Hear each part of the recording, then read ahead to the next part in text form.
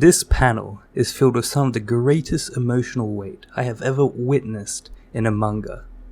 Let me explain.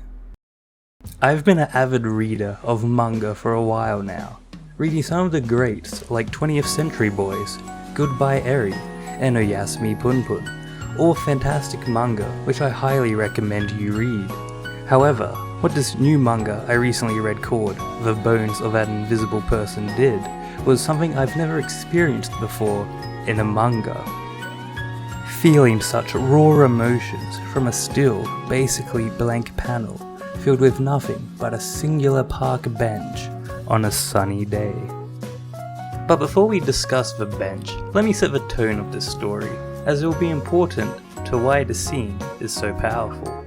In chapter 5, there's a scene where one character named Shiori is talking to our main character Aya, saying living a normal life is to always be running away from the darkness, whether it be working for money to outrun homelessness or making heaps of burgers so your Fumos don't get hungry and start seeing you as food. This was in response to her friend coming out as a murderer.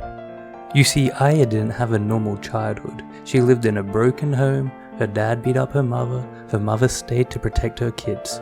Things were not good, to put it lightly. Aya didn't want to exist. And so, in a weird way, she was granted her wish, with the ability to go invisible. But although she had this new power, she believed if she just waited till she was older, things would get better. They did not get better. It got worse.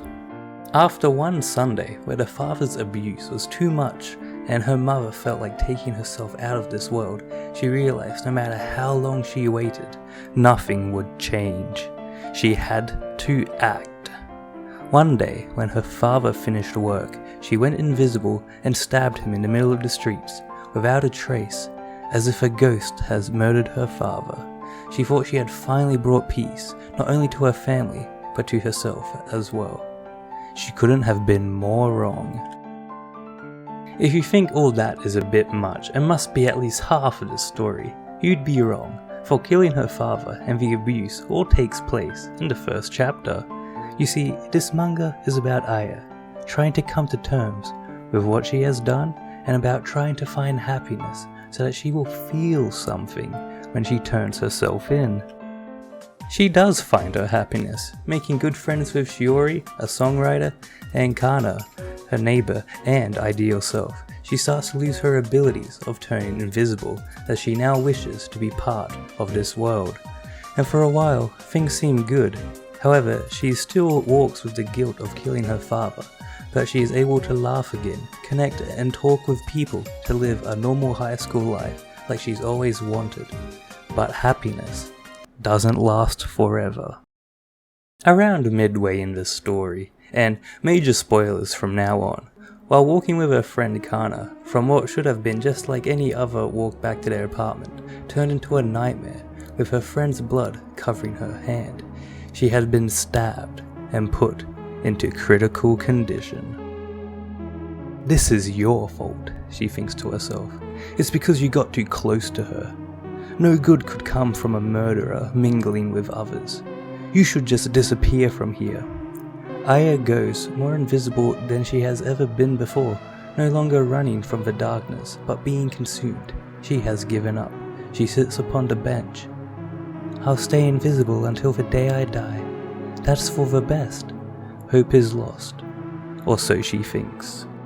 However, her other friend Shiori is out looking for her, and when she stops at the bench, seeing it empty, she says, "Are you there?" For once, in the moment when Aya felt most alone, the most invisible she has ever been, the light could still reach her. Her friend was able to still see her in her worst moments. "Why would you look for me?" she laments, only for her friend to reply, "Because we're friends." Aya has made her first genuine connection. What Aya saw as her final resting point was actually the birth of her new life, being able to move out from the darkness and stepping into the light. Later on in the final chapters, Aya revisits this bench, looking at it fondly as the day she was freed. This is when I cried. Not emotions of sorrow, but out of how beautiful beautifully conveyed the emotions were, despite no dialogue and barely any body language being displayed. This is what this bench means to me. The moment one moves from despair into hope of a new life. Thank you all for watching my manga review thing. I know it's very different to the normal style of videos you've come to expect, but I hope you enjoy these little different videos in between the Fumo videos. Comment down below if you liked this style and would like to see more. Subscribe so that the funny number gets higher and the snail Fumo gets happier. And remember, Fumo, or else. Bruh.